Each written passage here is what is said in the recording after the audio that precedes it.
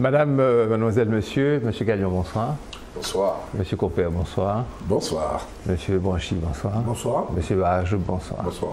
Ça s'appelle la Dream Team. De ça, vous avez conscience du bonheur que vous donnez avec vos têtes blanches que vous donnez au peuple martiniquais. Tous les vendredis soirs à 20h30 et le samedi 18h15. Les gens nous rappellent ça dans la rue. Parce Absolument. Que nous, on oublie. Ouais. Alors quelque chose de léger. Google, accord de partenariat avec le CNES. Pour un projet qui s'appelle un projet Loon, destiné à apporter l'Internet dans les zones les plus difficiles d'accès à la planète. Ça paraît très léger, mais vous allez voir les applications. L'Agence spatiale française apportera son expertise unique en matière de ballons stratosphériques qui dériveront par centaines au-dessus de nos têtes et puis au Internet partout. No comment. C'est très bien. Partout. No comment. À Grand-Rivière, ça sera très nécessaire. Oui. Je ne vois pas pourquoi. Ça y est. Il dit no comment et c'est parti. Il donne un fion à Marajo. Écoute, bon. Justice. D'accès, c'est tout. Justice, le bon journal. La une, pays dit d'outre-mer, augmentation de la pauvreté et de la précarité. Je ne développe pas parce qu'on va développer à l'intérieur. Aux États-Unis, trop de bavures policières à l'encontre des Noirs. Marcel Manville et France Fanon, deux trajectoires de la conscience nationale martiniquaise. France, le gouvernement confronté à un patronat de plus en plus gourmand. Qu'est-ce qu'il fait, le patronat? Il mange les ouvriers. Le patronat a décidé d'entrer en guerre contre ce qu'il appelle le coût du travail. Et plus globalement, il y a un vice-président du patronat qui a énoncé de manière plus claire que l'actuel président Gattaz, Denis Kessler, a théorisé la stratégie du patronat, c'est effacer les conquêtes du Conseil national de la résistance au lendemain de la guerre. On verra ça plus tard. Éditorial de Maurice Belrose, je me suis souvenu de son prénom. La création d'un État palestinien est une nécessité. On ne va pas développer. Ouais. Encore qu'il y ait beaucoup de Palestiniens dans ce pays, que ça pourrait intéresser les gens. On verra ça un autre jour. L'IMSEP, voilà. Revenu, pauvreté, pouvoir d'achat. On va discuter de ce sujet-là plus tard. L'IMSEP est l'Institut de sondage. L'Institut martiniquais de statistiques et d'études de politique publique. En fait, d'évaluation.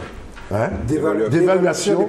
En fait, un institut de statistiques qui a été créé par la région pour pallier les manques et les absences de l'INSEE.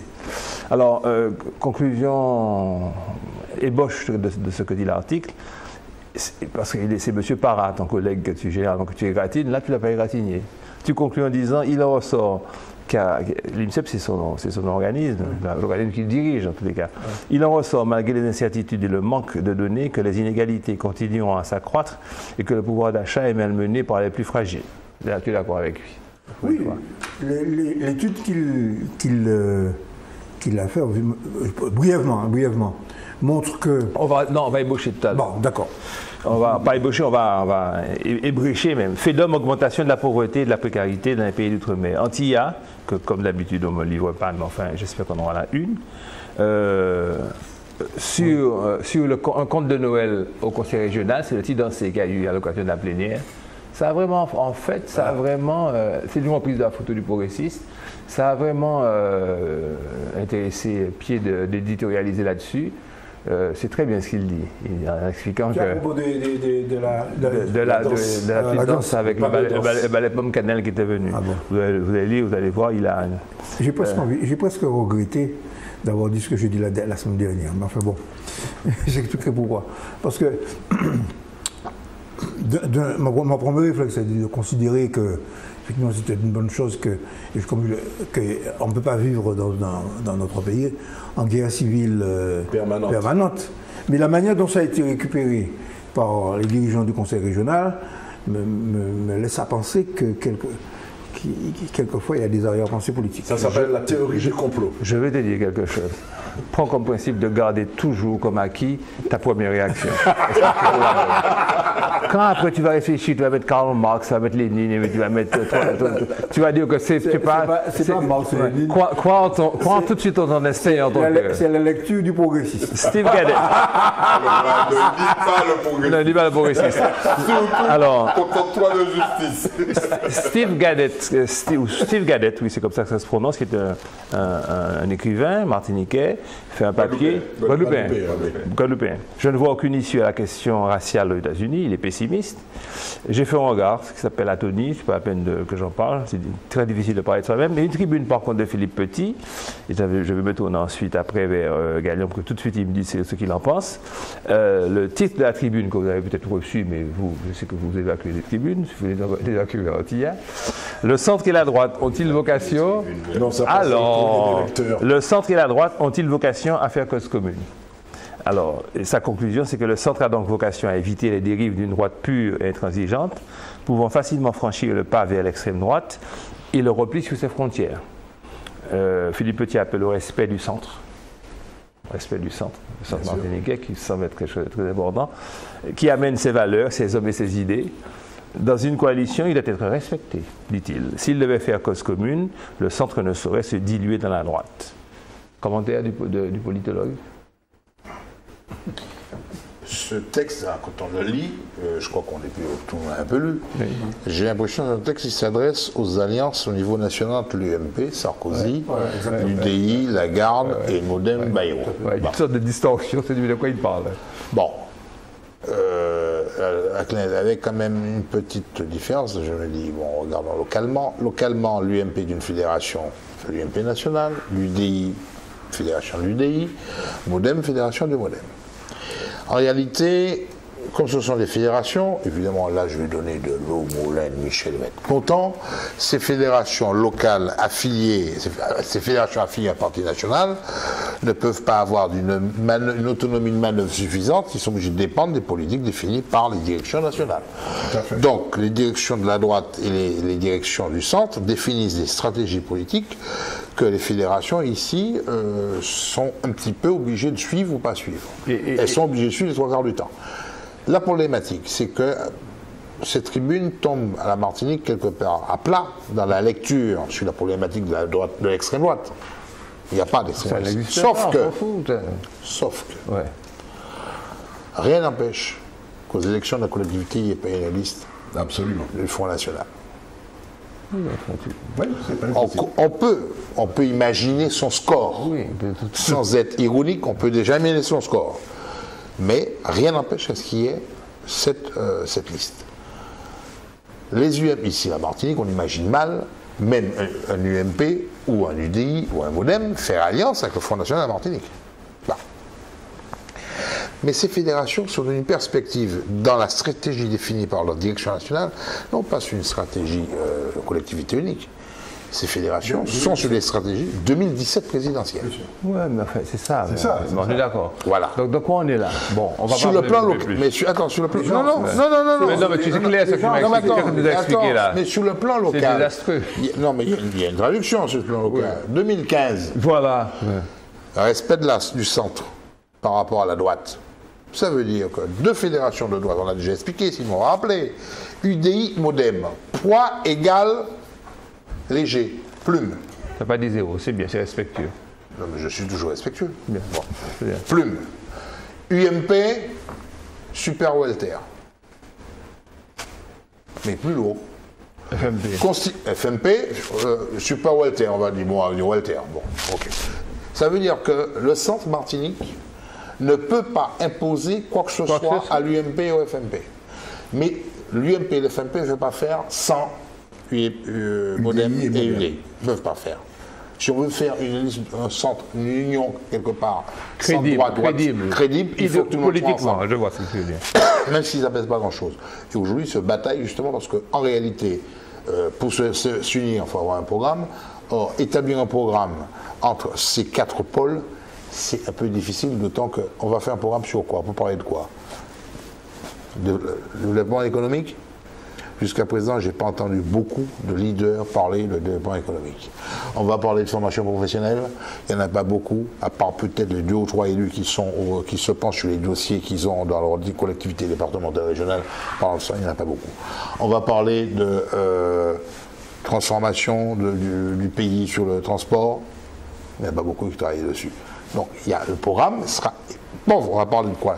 Sur les compétences. On va faire une campagne sur les compétences de la collectivité. Avec le massacre.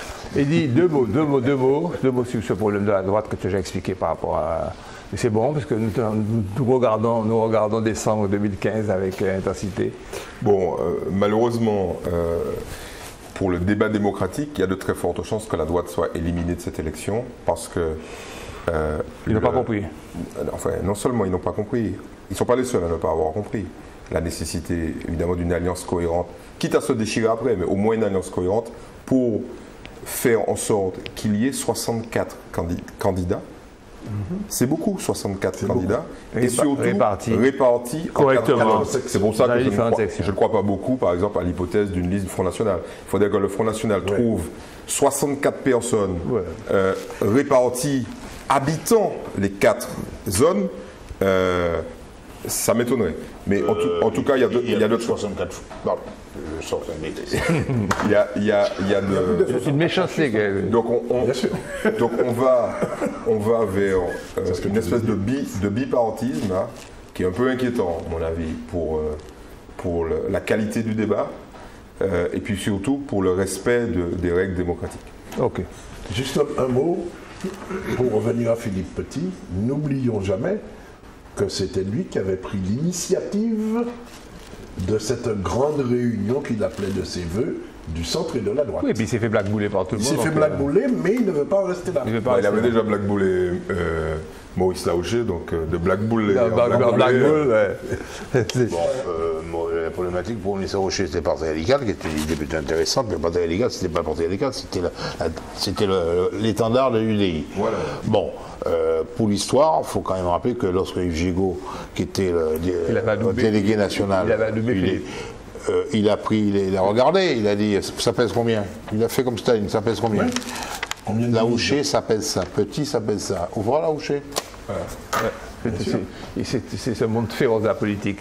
Le progressiste, alors un billet à la une décembre 59 avec Pierre Aliquet, on va y revenir, mais il y a donc on rappelle des événements de décembre 59, on va y revenir tout à l'heure, mais surtout un billet qui a attiré... c'est page 3. Page 3, qui a attiré mon attention, mais j'en ai le contenu. La patrie, c'est le petit nom affectif de la nation, c'est la terre des pères, je saute, c'est là l'ombrique nous terré. Joli comme problème, c'est là que nous enterrons. C'est dire que la patrie appartient à tous ses membres, c'est un patrimoine collectif, un héritage individu que personne ne peut usurper, escamoter. Et puis c'est ça que vous continuez votre polémique, vous avez fini. Et puis ça. Non, c'est pas. Je continue. N'en déplaise à nos patriotes autoproclamés. Voilà.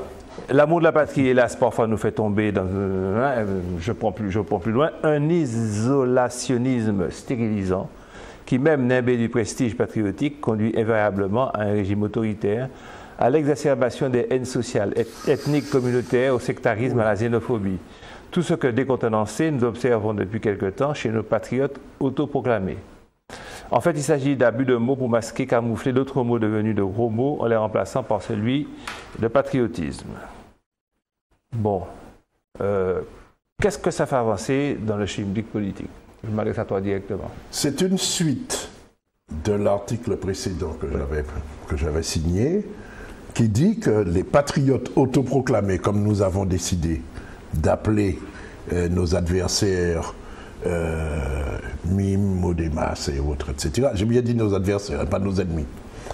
De détournement de vocabulaire à leur profit, c'est-à-dire qu'ils emploient, ils ont le droit, hein, ils emploient un certain nombre de mots, ils sont des patriotes, ce qui veut dire que ceux qui ne sont pas avec eux sont des antipatriotes. Ils sont des responsables, ce qui veut dire que ceux qui ne sont pas avec eux sont des irresponsables, etc., etc., Non, mais ma question est de savoir à quoi ça sert. Ça sert à mettre les choses au point, parce que chez les militants du Parti progressiste, comme chez les sympathisants du Parti progressiste, la rhétorique, on va dire, des partisans de l'indépendance ou autres n'est pas sans effet. Ils écoutent, ils lisent, ils entendent, comme nous-mêmes, d'accord? Donc nous, ce que nous voulons, c'est remettre les choses au point, c'est tout. Sans animosité et sans polémique. C'est un usage interne. C'est un journal. C'est pour ça que je dis à Michel que c'est ne faut pas lire ça, Michel. C'est un journal. Ça ne te concerne pas. C'est pour les militants PPM. Ça ne te concerne pas. Je vais vous lire quelque chose. D'abord, je vais vous lire quelque chose. Je passerai à lire toute la presse. Laissez-moi vous lire quelque chose. Mais moi aussi. Notre malheureux pays se meurt de haine stérile, dans le même journal, de polémiques idiotes, de divisions stupides. Ces morts de décembre ne doivent pas devenir une cause supplémentaire de division. Ces morts n'appartiennent à personne, sinon au peuple martiniquais tout entier. Cette émeute doit servir, oui, mais au pays.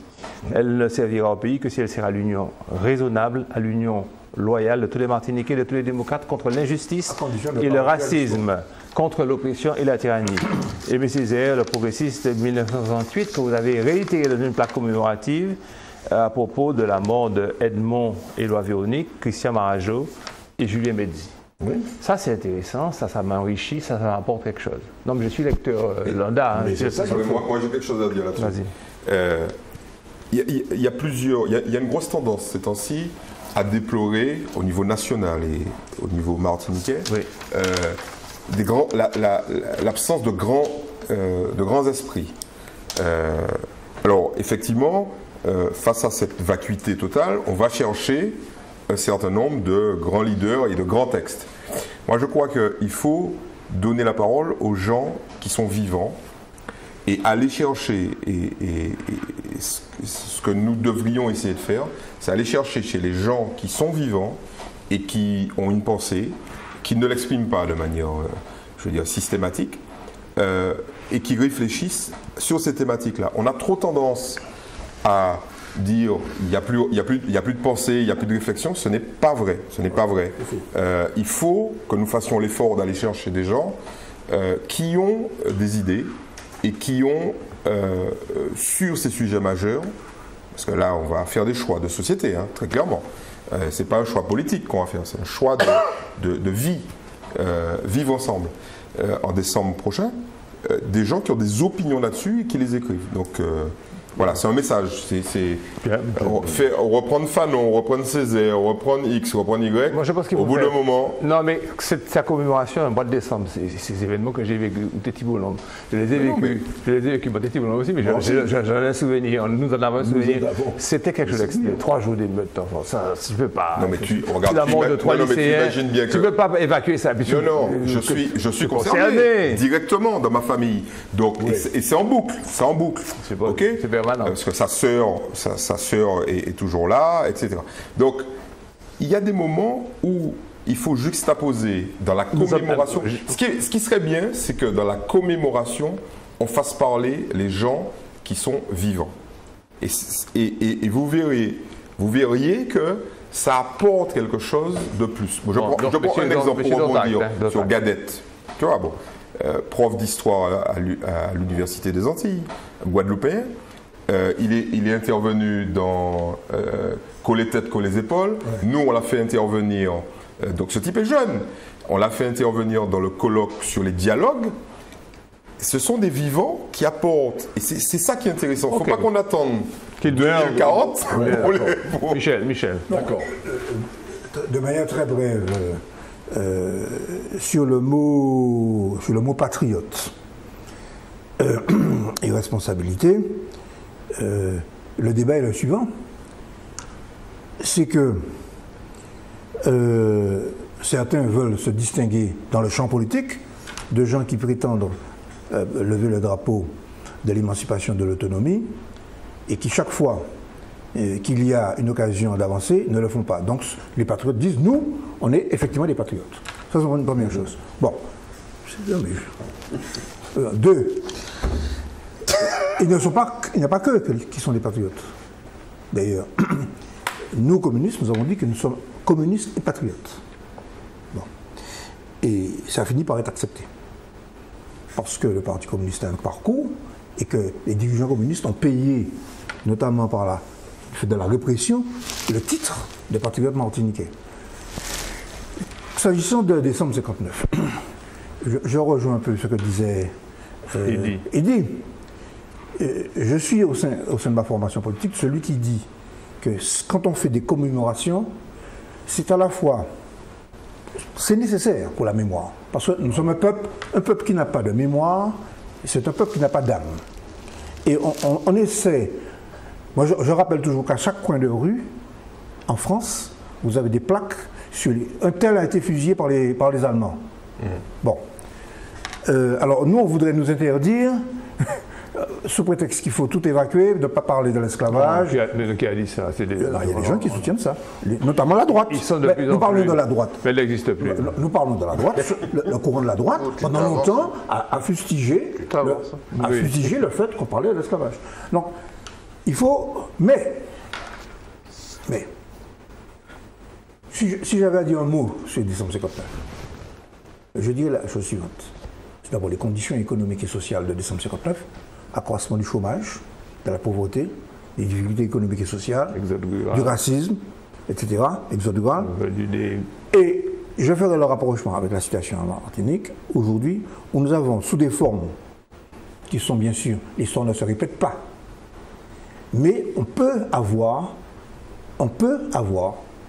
des révoltes spontanées face à une situation qui, effectivement, rappelle les conditions de 1959, d'autant que en Martinique... Michel, excuse-moi d'interrompre, tu oublies le travail qui a été bien fait. Je t'ai eu le texte d'Aldous Huxley. Travail de l'édification. Non, c'est pas vrai. C'est pas vrai. Bon. Ce n'est pas vrai. D'ailleurs, il y a 2 ans, à Sainte-Thérèse, vous avez eu un début d'émeutes. Donc, la Martinique est un pays comme ça. D'ailleurs, on apprend ça dans les écoles coloniales. Pour les préfets et les types qui viennent en Martinique, on leur dit attention, ce sont des gens qui peuvent, pour un prétexte, pour une raison, qui peut paraître banal, un accident de la circulation, un fait divers, prendre feu. Et c'est comme ça que ça se passe en Martinique.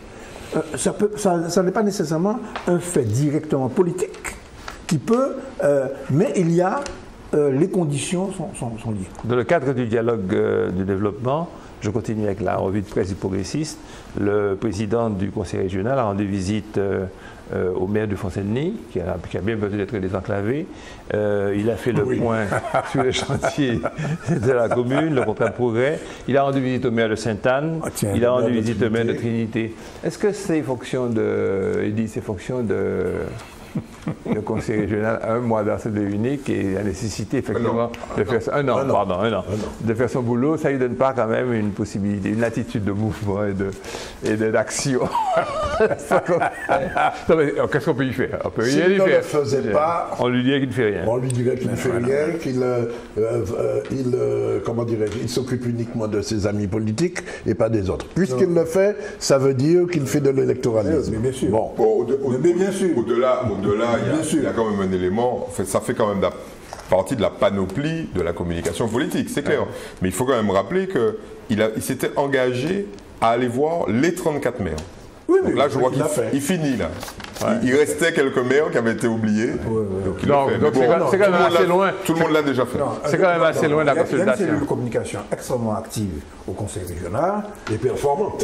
Et performante, c'est vrai. Donc tu reconnais, c'est le match de vie, c'est la vertu. Et qui utilise l'argent du contribuable pour promotionner chacune des actions du président du conseil régional. Michel qui utilise le mot promotionner. Promouvoir. Ah mais mon Dieu.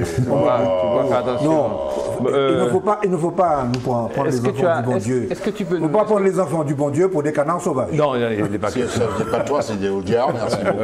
Non, mais là, il a des références bizarres aujourd'hui. Oh mon Dieu, il parle chaque fois de Dieu. Mais c'est que personne ne parle de Dieu. C'est la télévision. C'est la mise en condition coloniale qui fait qu'il croit en Dieu. Voilà, croit en Dieu. Pouf. Est-ce que vous avez déjà travaillé sur la prochaine rencontre là? Ça va s'appeler la 5e conférence des villes et capitales d'outre-mer qui se tiendra. Ça commence là. C'est même fini. Mercredi et jeudi. Mercredi et jeudi, oui. C'est 10 et 11. On est fini. Vous avez couvert ça? Oui, on a couvert. J'attends d'avoir la synthèse pour parler la semaine prochaine. La synthèse, elle va porter sur quoi? Sur les problématiques intéressent ces villes, c'est l'octroi de mer, c'est les dotations globales de fonctionnement et d'équipement, c'est les problèmes de développement dans le territoire. Simplement, c'est que c'est une conférence qui a été initiée il y a quand même plus d'une dizaine d'années, il me semble. C'est la 7e édition. Voilà. Où c'est que Fort-de-France, Pointe-à-Pitre, Basse-Terre, Cayenne, Saint-Denis de la Réunion. Et Mamoudzou. Maintenant, c'est à Mamoudzou, c'est pas 5, c'est 6. C'est 6 grandes villes, mais Mamoudzou, excusez-moi, en termes de taille, on aurait été, soyons sérieux, quoi. Bon. Déjà, Cayenne, mais on soit sérieux, mais c'est pas grave, c'est la capitale. Pas jouer la Guyane, parce que dans quelques années, la Cayenne, quand ils mangent, nous, ils vont toucher dans 20 ans les millions d'habitants. Arrêtez. Non, c'est une source diplomatique, et en fait, cette conférence de ville capitale d'outre-mer est un petit peu la déclinaison de la réunion des communes et communautés d'agglo d'outre-mer, qui lui elle-même est décline de la conférence de la réunion des maires de France et de la journée des maires d'outre-mer, pour que chacun essaie de trouver des passerelles ou des points communs de façon à mieux porter sur un certain nombre de revendications et de dossiers. Échange d'expérience et tout ça. Bon, mais ville outre-mer, capitale outre-mer, coulée ou palais, dotation moindre, octroi de mer difficile, équipement pas même balai, et sans compter la couverture fiscale qui, elle, sera automatiquement 60% inférieure à celle d'une ville de métropole. Les données d'ailleurs, il y a au moins 2 documents, je pense que nos auditeurs doivent connaître. C'est d'abord le récent rapport patient sur le sénateur guyanais. Sénateur guyanais de tendance socialiste, je crois, et puis il y a un rapport de 2011 de la Cour des comptes. Bon, il décrit très précisément la situation des communes, des communautés, des départements, des régions d'outre-mer.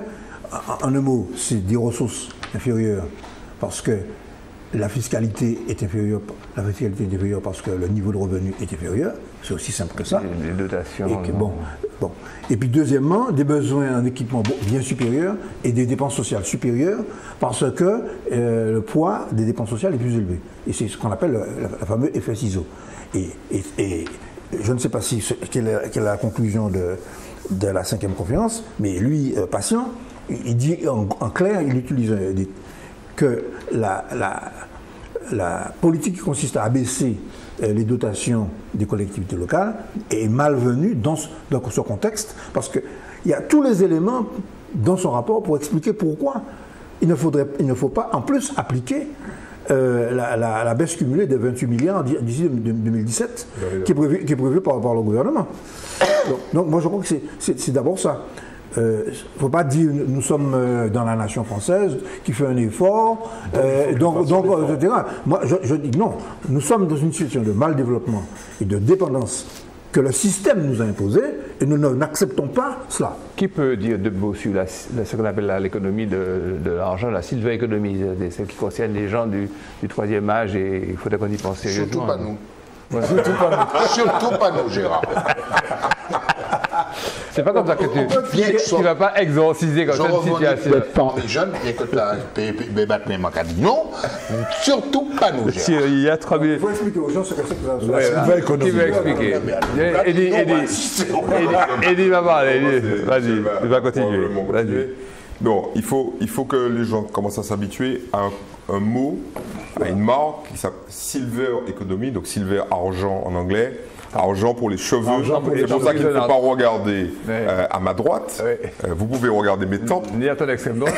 Ni à mon extrême droite. Donc, c'est l'économie autour du marché que constituent les personnes de plus de 60 ans. Voilà. Alors, la part des personnes de plus de 60 ans en Martinique est passée en 10 ans de 15 à 20%, et on sera bientôt à 25%. C'est-à-dire que quand vous allez voir 4 Martiniquais marcher dans la rue, il y en aura un qui aura plus de 60 ans. Et ce chiffre n'était pas une réalité il y a encore 20 ans. Voilà. Donc ces gens-là seront pour la plupart, les retraités les plus riches en termes de revenus, même si ce n'est pas des sommes colossales, mais de l'histoire économique de la Martinique. Ils constitueront la réserve de consommateurs la plus aisée de l'histoire de l'économie. Tout simplement parce que c'est eux qui ont travaillé le plus longtemps, donc cotisé le plus longtemps, donc ayant les retraites les plus importantes. Puisqu'il faut quand même rappeler qu'il n'y a pas très longtemps que des gens ont pu cotiser toute leur vie pour pouvoir avoir une retraite. On parlait de décembre 59. En décembre 59, il n'y avait pas de retraite, puisque décembre 59 marque l'application réelle de la sécurité sociale, de la retraite des travailleurs, voilà, installée en 1948. Voilà, donc c'est le début du système du rattrapage. Donc 1960-2000, ça fait 40 ans. Voilà. Donc 40 ans d'annuité, c'était pas encore bon pour avoir une retraite. Maintenant, la citoyenne économie existe. Et, ça veut dire réduction de leur augmentation de leur autonomie, service à la personne, et tout ce qu'il faut. Allongement de la vie. Toute l'économie liée au fait que ces gens-là ont besoin de services, de produits, etc. En Martinique, il y a 18 000 personnes qui travaillent dans ce secteur, dont 8 000 de gré à gré, c'est-à-dire une personne attachée à une personne. Les autres ont une clientèle. Ce chiffre, dit-on, pourrait être multiplié par X si on formait et qu'on allait recueillir dans le bassin de l'emploi disponible, on fait des gens formés, qu'on formait ces gens et qu'on les mettait à disposition. Le Conseil général, quand même, j'ai le chiffre, injecte déjà 190 millions d'euros pour 10 000 bénéficiaires. Donc, c'est quand même 190 millions d'euros. C'est pas rien. Donc, ces gens ont besoin de qualité, ils ont besoin de services, ils ont besoin d'intérêt pour tant de personnes. Absolument. Le plan local d'insertion et d'emploi suit 1355 personnes et on pourrait par 10. Alors, ce qui est intéressant, on pourrait prendre au moins les former pour ça spécialement. Ce qui est intéressant, c'est que pour une fois, il y a un secteur dont les besoins en termes d'emploi sont manifestes et sont en cohérence avec les demandeurs d'emploi. Ouais. Parce que environ 70% des demandeurs d'emploi sont des gens qui n'ont aucune qualification. Ouais. Voilà. Et le niveau de qualification, il n'est pas nul, il n'est pas faible, mais il est accessible à une formation. À ces gens-là. Après une formation. Il ne s'agit pas d'être architecte, là, en l'occurrence. Mais c'est extrêmement intéressant parce qu'à secteur dynamique correspond offre dynamique. Daniel. Il ne faut pas quand même oublier que si cette silver economy, l'économie des têtes blanches, allons-y comme ça fait rigoler. Si on compte beaucoup dessus pour, d'un certain côté, relancer des pans entiers de l'économie, parce que les retraités sont censés avoir un pouvoir d'achat intéressant. Il ne faut pas oublier quand même qu'on trouve parmi ces retraités beaucoup de gens avec des retraites minables. Oui. En dessous même du seuil de pauvreté. Mais j'ai dit le chiffre consacré par le Conseil général à justement cette partie importante, pas marginale, de personnes retraitées qui n'ont pas les possibilités de faire face à leur... Ce que dit Daniel, effectivement, il ne faut pas oublier cela. Sauf que, bon, en gros, les chiffres les plus récents qu'on ait, il y a 2 ans, donc, je rappelle ce chiffre quand même, plus de la moitié, des déclarants à l'impôt sur le revenu ont moins de 8 000 euros chez les retraités, c'est-à-dire moins de 540 euros par mois. Mais c'est un chiffre, comme l'a dit Eddy, qui tend à s'améliorer. Pourquoi? Parce que l'explication. Pourquoi on a ce chiffre-là? Parce que beaucoup de gens qui étaient partis à la retraite n'avaient des carrières incomplètes. N'arrivaient pas à reconstituer des carrières. Et qu'au fur et à mesure, arrivent des gens qui eux, ont des droits pleins. Mais, attention, mais dans le même temps, nous avons aussi des gens qui sont atteints par la précarité. C'est-à-dire, tous ces gens, et tous ces petits emplois, aidés, etc., et autres, ça donne des retraites minables. Hein. Oui, mais il y a un facteur. Ce chiffre-là, je crois qu'il faut s'en méfier sur la perspective qu'offrent aujourd'hui ces chiffres aujourd'hui. Il faut s'en méfier. Dans la mesure où vous avez de plus en plus de plans sociaux dans les entreprises, et dans les plans sociaux, vous avez les départs volontaires. Départ volontaire veut dire que ceux qui sont le plus proches possible de la retraite sont censés être les plus intéressés. Or, il se trouve que vous avez difficilement dans une entreprise un nombre de gens proches de la retraite, ou pouvant partir à la retraite, pouvant prendre un départ volontaire en toute sérénité, sachant qu'ils vont être rapidement à la retraite et avoir un taux plein, vous avez difficilement ce nombre de personnes correspondant aux chiffres qui seraient inscrits dans le plan social pour les départs volontaires. Donc vous avez automatiquement des gens en départ volontaire qui ne vont pas avoir accès à un taux plein de retraite, cotisation, de pension retraite complète. Conséquence, vous aurez des taux de retraite beaucoup plus bas. Voilà. Vous aurez de plus en plus de gens comme ça parce que les plans sociaux se multiplient de plus en plus. Sera plus faible. C'est-à-dire le rapport entre le revenu de retraite et le revenu d'activité. Et puis il y a un autre phénomène, c'est que la jeune génération étant démographiquement beaucoup plus faible que place les silver, les têtes blanches, donc cela veut dire qu'au moment où eux vont arriver en âge de retraite avec les lois multipliées par nos chers gouvernants depuis des années, on ne va pas arrêter de travailler à 60 ans, mais je pense que la prochaine retraite, la prochaine retraite, ils vont nous dire vous pouvez arrêter à 75 ans. À 75 ans, la retraite sera faite. J'appelle plus, je sera en Gabon. Ça dépend, pas moi. Tu as 80 ans? Non, mais quand je les aurai, je sais. C'est ça. Donc ça veut dire qu'il y a cette perspective. Donc en réalité, c'est une économie de service, en fait, d'aide à la personne, je vais être violent, d'assistance à la mort. Alors, ce que dit Gabriel est vrai, c'est que... Michel, attends. Ouais, pardon. Il y a un élément qui est... Alors, ça c'est... Effectivement, mais il ne faut pas globaliser. Ça ne concerne qu'une partie des retraités. Oui. Parce que quand vous avez... Prenons un exemple très simple. Quand vous avez une fonction publique d'État qui représente en Martinique environ 30 000 personnes, ces 30 000 personnes, elles une retraite, vont aller jusqu'à leur retraite avec des niveaux de revenus qui sont largement supérieurs à l'autre. Quand vous avez... Jusqu'à la retraite, moins 40. Non, mais d'accord, mais... Déjà plus. Non, mais moins 40%, oui. Mais le niveau de retraite largement supérieur qui a été fait à la retraite moyenne. C'est ce que je veux dire.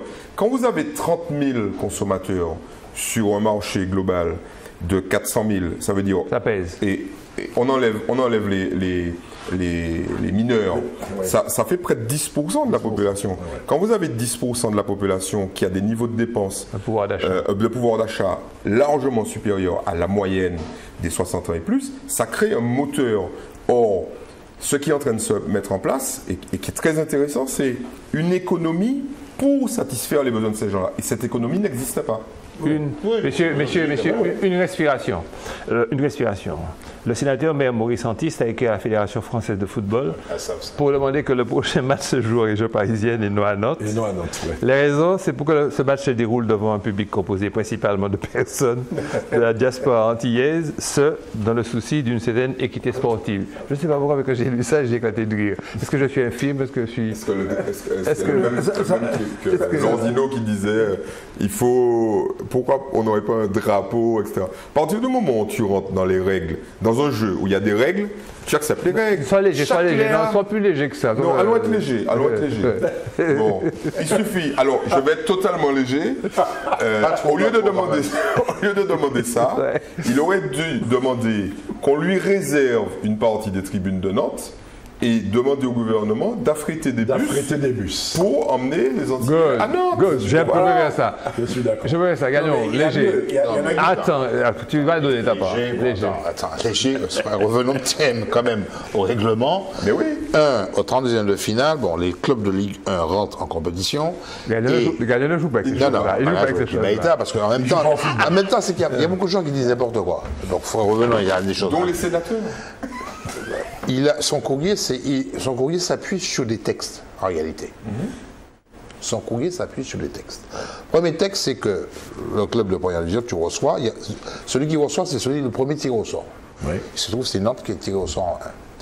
Pour que le match se passe, non pas sur le terrain de celui qui a été tiré en sort en 1, mais sur l'autre, il faut un écart de division de 4, ce qui existe. Donc, logiquement, respect de ces points de réglementation, c'est au club franciscain de recevoir. Mais, spécificité pour les clubs outre-mer. 32e de finale, tous les matchs se passent en métropole. Absolument. Tous les matchs se passent en métropole. Toujours dans le règlement. Oui, c'est un règlement concernant l'outre-mer. C'est pas léger, mais c'est intéressant. Voilà, se passe en outre-mer. La différence, c'est qu'il demande, compte tenu pour l'application du premier point de règlement, l'écart de division faisant que c'est inférieur de recevoir, il dit, compte tenu que je ne peux pas recevoir chez moi parce que je dois jouer à métropole, au moins, en région parisienne. Un territoire neutre. Voilà. Majo, vous avez été trop. C'est pas territoire neutre. Vous avez été trop dur dans le premier temps. Daniel et ensuite Michel. C'est pas un territoire neutre. La région parisienne. En l'occurrence, c'est la Martinique. Eh bien oui, ça sont les Antilles, disons. C'est ton intervention. Mais bien sûr. Michel. Non, mais moi, je vais plus loin. Pourquoi ne pas faire le match Martinique? Non, mais moi, là-dessus, c'est le règlement, c'est pas possible. Il t'a répondu, il t'a déjà répondu participation.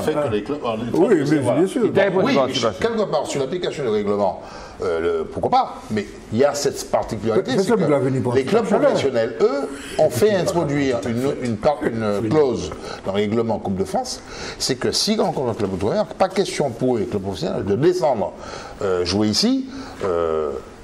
L'avion, le climat, les matchs qui s'enchaînent les uns les autres. Bon, il y a une question de perte. Ceci étant, il y a une remarque qu'a fait un de mes collègues dans France Antilles, c'est que quand les joueurs sud-américains vont jouer en sélection nationale, ils n'ont pas de problème d'avion, de climat, de ceci, de cela. Bon. Et pourtant. Mais c'est un joueur ou deux. Là, c'est obligé de mettre 16 joueurs. Bon. Est-ce que vous avez vu le top 10 des meilleures compagnies aériennes 2015? Air Martinique, non, pas ça. Arrêtez. Non, mais attends, pourquoi pas Air Martinique? Tu as des vols transatlantiques? Non, dis-nous. Non, il y a tout le monde sauf Air France, sauf Air Martinique, sauf Corsair, sauf. Qu'est-ce qu'il y a encore qui vient ici? Ce top 10,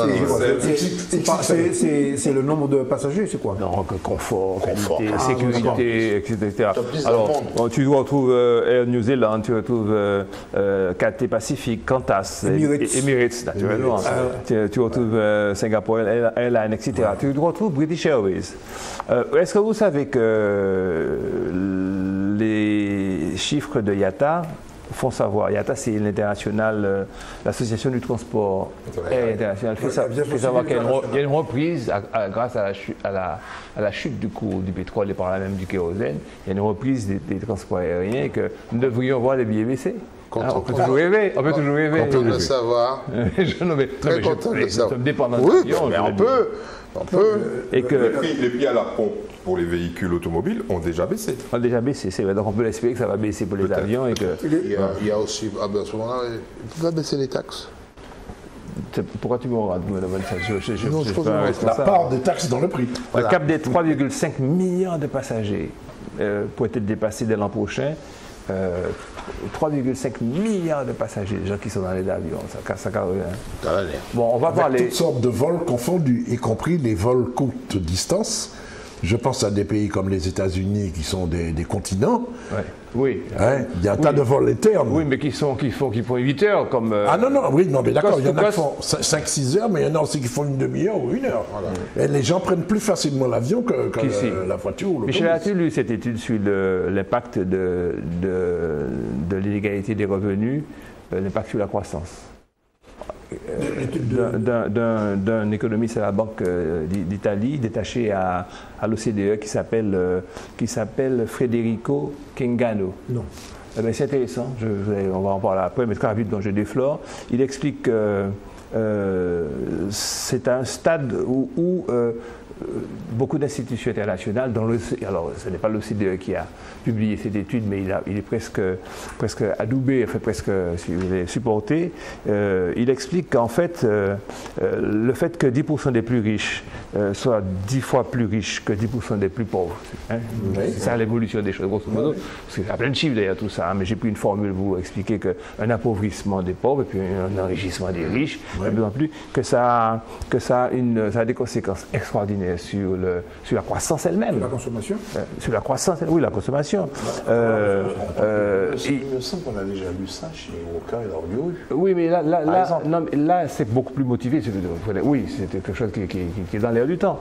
Alors, il y a un coefficient qui s'appelle le coefficient de Gini. Le coefficient de Gini. Tu le connais, un indicateur de la valeur s'échelonne de 0 en cas d'égalité parfaite et de revenu à 1 si tout revenu. Alors, les pays sont donc catégorisés en fonction de cet indicateur.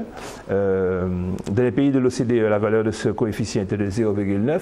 Je vous répète que c'est à 0 en égalité parfaite et puis jusqu'à 1 en cas d'inégalité.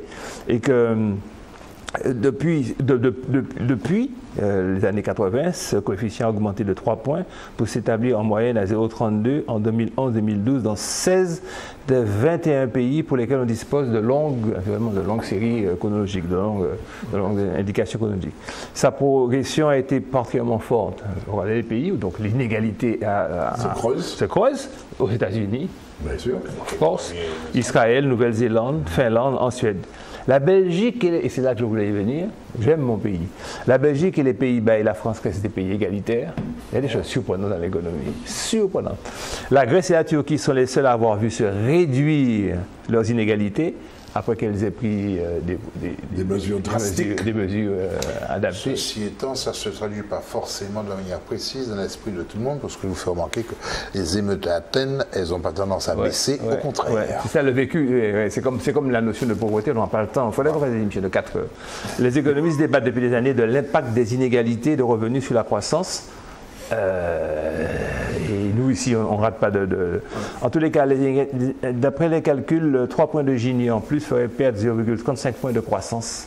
C'est-à-dire que plus tu as une inégalité entre les gens, plus tu perds. Et c'est chiffré. Et c'est très bien chiffré. C'est chiffré et c'est presque... Et il y a un point qui m'intéresse, et puis je vais vous laisser la parole, c'est les effets sur l'instruction et la formation. Mais c'est tout simple, tu en parles tout le temps. Parce qu'en entravant l'accumulation du capital humain, les inégalités de revenus compromettent les possibilités de s'instruire pour les personnes défavorisées et limitent la mobilité sociale et professionnelle. Et limitent aussi l'innovation. Par là même, puisqu'il n'y a plus de gens formés, de gens instruits, etc. Il y en a qui veulent remettre en cause l'accès à l'enseignement, à l'éducation.